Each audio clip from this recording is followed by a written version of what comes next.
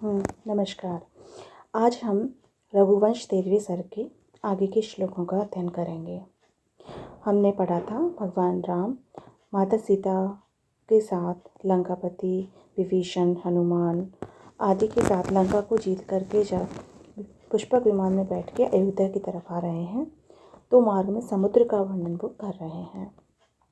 उसी प्रसंग में है ये श्लोक। एते वयं सैकत भिन्न शुक्ति पर्यस्त मुक्ता पटलम पयोधे प्राप्ता मुहूर्तेन विमान वेगात कूलम फलावर्जित पूगमालम। एते ये वयम हम सैकत भिन्न, सैकत यानी बालू में, भिन्न बिखरे हुए, शुक्ति पर्यस्त सीपियाँ, मुक्तापटलम मोती के समान, पयोधे समुद्र के, प्राप्त हुए हैं मुहूर्तें क्षण भर में, विमान वेगात विमान के वेग से, फलावर्जित पूगमालम जिनमें फल के कारण झुकी हुई सुपारी के वृक्षों की, सुपारी के जो वृक्ष हैं उनकी पंक्तियाँ उनसे घिरे हुए। अन्वय में देखिए, एते वयम सैकत भिन्न शुक्ति पर्यस्त मुक्तः पटलम, ये हम जहाँ बालू पर बहुत सारे सीपी के रूप में, मानो सीपियाँ बिखरी हुई हैं जो ऐसी लग रही हैं जैसे मोती बिखरे हों। फलावर्जित पूगमालम जिनमें फल लग रहे हैं, फलों से झुकी हुई सुपारियों के वृक्षों की पंक्तियाँ हैं, सुपारियों के वृक्षों से जो घिरी हुई है। पयोधे कूलम ऐसा ये समुद्र का तट है। विमान वेगात मुहूर्तिन प्राप्ता, विमान के वेग से हम क्षण भर में प्राप्त हो गए हैं। एक तरीक़ा से वो समुद्र को पार करके कर चुके हैं। तो भगवान राम माता सीता से कह रहे हैं कि ये हम सैकत भिन्न शुक्ति परिस्त मुक्ता पटलम, बालू पर, रेत पर विभिन्न प्रकार की जो बिखरी हुई सीपियाँ रूपी मोती बिखरे हुए हैं। फलावर्जित पूगमाला जहाँ पर सुपारी के जो फल हैं से आच्छादित सुपारी के पेड़ हैं, लगे हुए हैं, पेड़ हैं, ऐसे समुद्र का ये तट है जो विमान के वेग के कारण हम क्षण भर में ही प्राप्त हो गए हैं। यानी ये विमान इतनी तीव्र गति से दौड़ रहा है, चल रहा है कि हम क्षण भर में ही इस समुद्र को पार करके अब किनारे पर आ गए हैं। ये हम सैकत भिन्न शुक्ति पर्यस्त मुक्तः, जहाँ पर बालू पर सीपियों के रूप में मोती बिखरे पड़े हैं, फलावर्जित पूगमालम और फलों से झुकी हुई सुपारी के वृक्ष हैं, ऐसा ही समुद्र का तट विमान के वेग से हमने क्षण भर में प्राप्त कर लिया है। फल प्लस आवर्जित यहाँ दीर्घ संधि का प्रयोग किया गया है। प्राप्ता, प्र उपसर्ग आप धातु से त प्रत्यय का प्रयोग है।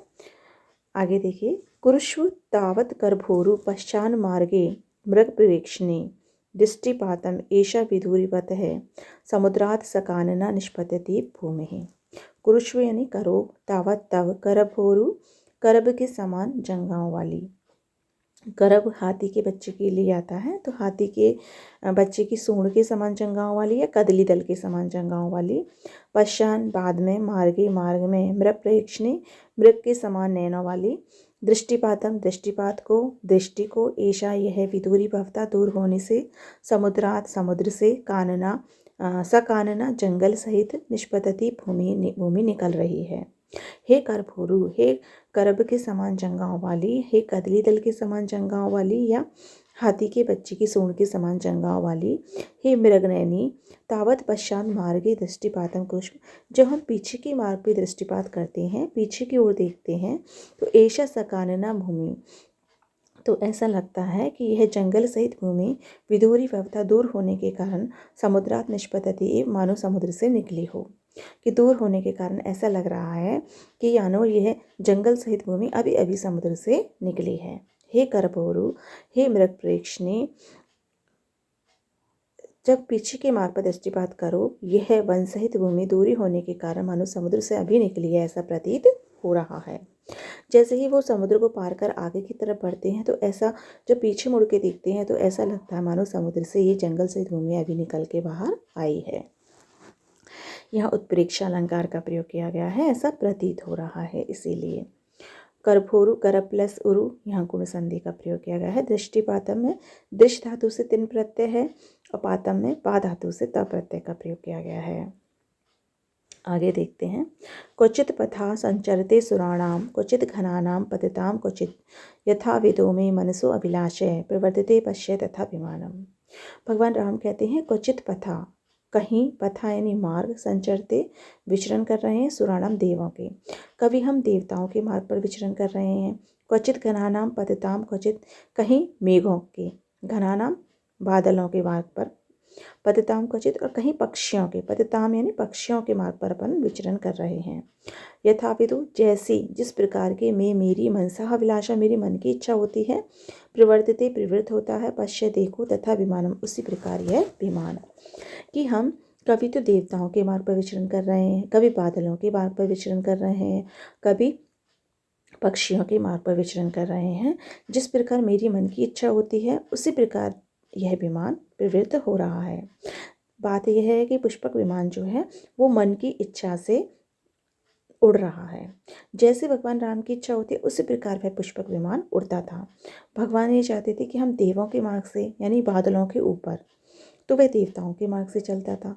जब उनको ये लगता था कि अब हम बादलों में चलें तो वो बादल पे चलने लगता था, और जब उन्हें ये लगता था कि हम बादलों से नीचे पक्षियों के मार्ग पर उड़ें तो वह उस पर उड़ने लगता है। हम लोग हवाई यात्रा भी करते हैं तो ये जो हवाई जहाज़ हैं वो भी पक्षियों के मार्ग इधर की तरफ ही उड़ते हैं। तो जो पुष्पक विमान है वो भगवान राम की मन की इच्छा के अनुसार, वह दौड़ रहा है, उड़ रहा है। एक बार पुनः, विमानम हे देवी, विमानम में मन से अभिलाषा यथाविधि प्रवर्तिते, यह विमान मेरी मन की अभिलाषा के अनुसार, जैसी मेरी मन की अभिलाषा है वैसे ही उड़ रहा है। तथा पश्य, वैसे देखो, क्वचित सुराणाम, कभी देवों के मार्ग से, कभी घनानाम, कभी मेघों के मार्ग से, कभी पतिताम चांपथा, कभी पक्षियों के मार्ग से विचरण कर रहा है। मनस्य है प्लस अभिलाषा है, पूर्व संधि का प्रयोग किया गया है।